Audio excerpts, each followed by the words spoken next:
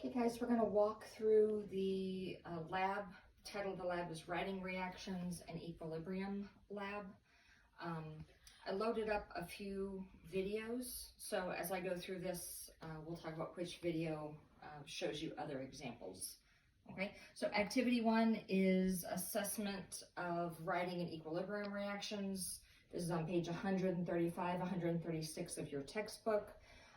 The ones you want to be familiar with are neck writing acting on body, body writing acting on body, labyrinthine head writing, optical writing, upper extremity protective extension, lower extremity protective staggering, equilibrium reactions in tilting, and equilibrium reactions postural fixation. So I'm not going to go through the first few because the video is called Writing Equilibrium and Protective Reactions, or Protective Extension, sorry. They showed those very well. I want to talk to you about the extension and the staggering.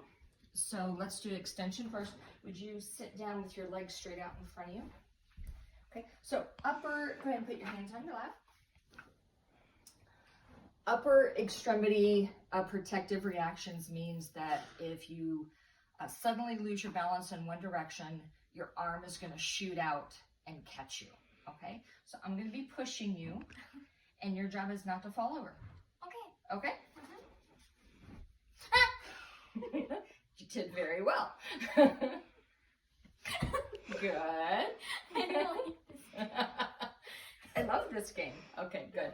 Now, she's so flexible. If I push her forward, she's just going to collapse.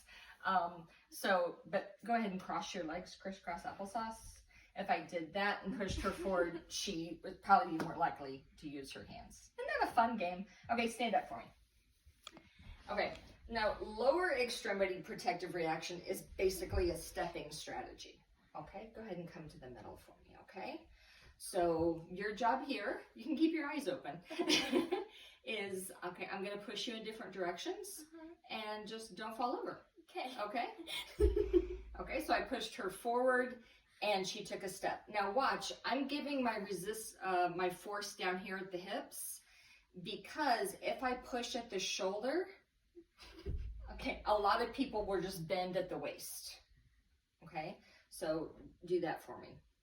Yeah, they'll just do that and not actually take a step. So you could start here, but if it doesn't work, I have you really scared, don't I? Okay. It's my fault. Now, if, I'm going to put you sideways, if this was a person that was very fearful or very fragile, okay, what I want you to do is just lean back on me. So your weight's back a little bit. Okay. Now what I'm going to do is I'm going to move and you just try to keep your balance, okay? Good. Okay. That way I'm still here. Okay, I was about half an inch away from her. If she hadn't taken this step, she just would have fallen into me and I would have caught her. Okay, so that's just kind of a safer way to do it. Thank you, thank you. The postural fixation, and I'm just going to demonstrate this because it's a little bit easier than trying to explain it.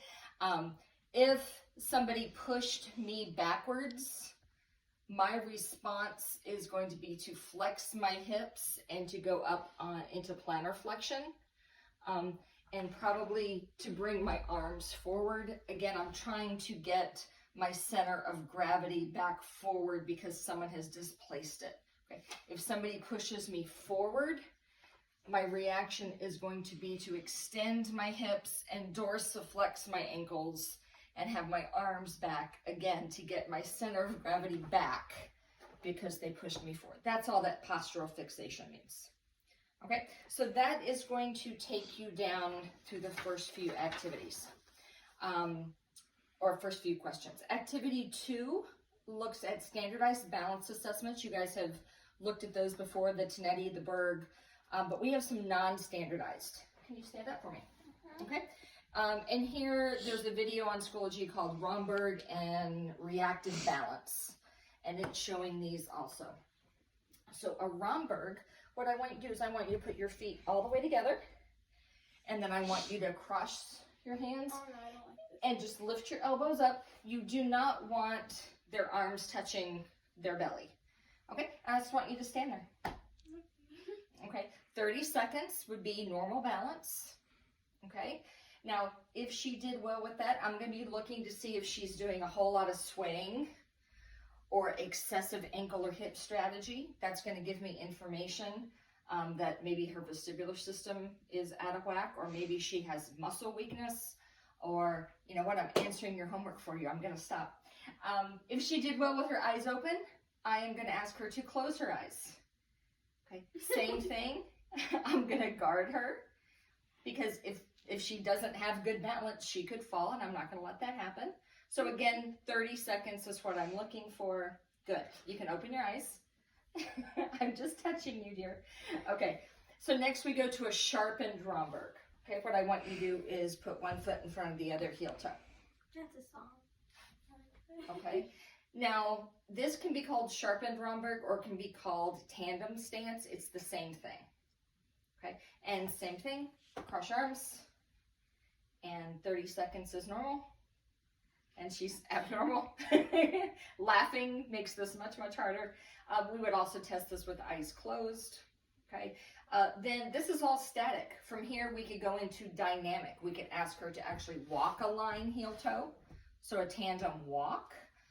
And we could have her do a grapevine or karaoke, where she had to travel sideways and cross her legs back and forth, because that's movement in more than one plane at a time. Okay, let's keep going. And sitting balance.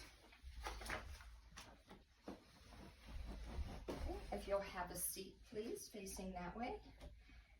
Okay, so go ahead and sit up just so you're not touching the back. The back is there in case she lost her balance.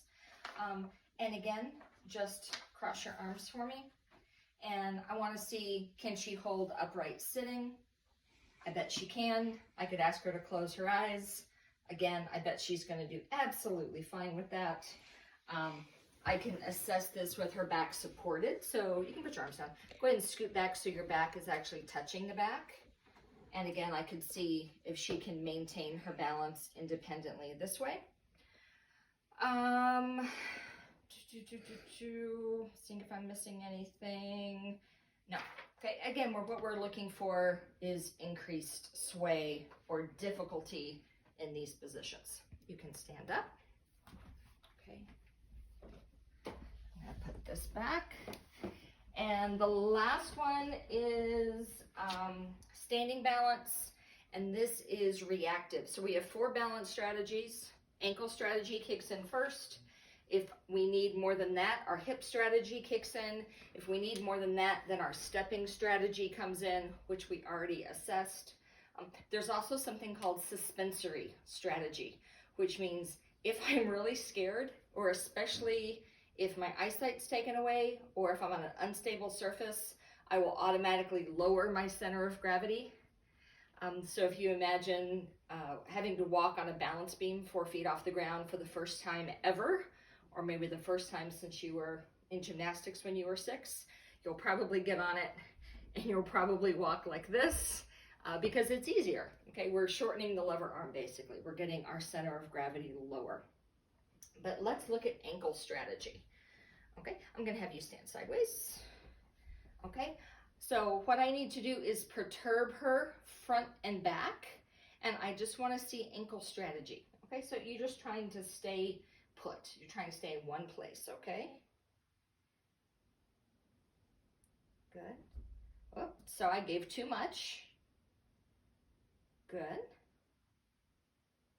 Good. So you don't want the patient to know where you're going. And again, I like to give my resistance at the hips, because if I gave resistance up here, what I'm going to see more of probably is hip strategy.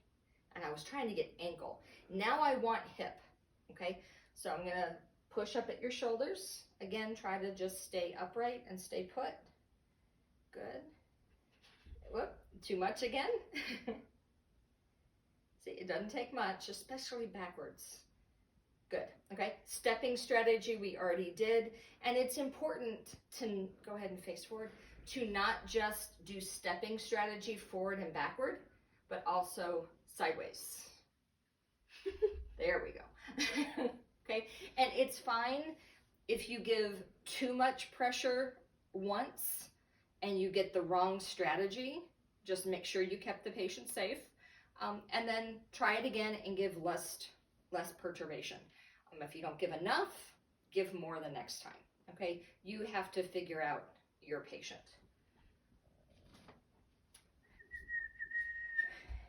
And that is it. Okay, so you have a lab to work on. Trying these on a friend or a family member. Children have all of these responses. So you can absolutely use a child or someone who's elderly or anybody because all of these reactions are with us from about the age of 5 onward. Okay, thank you very much.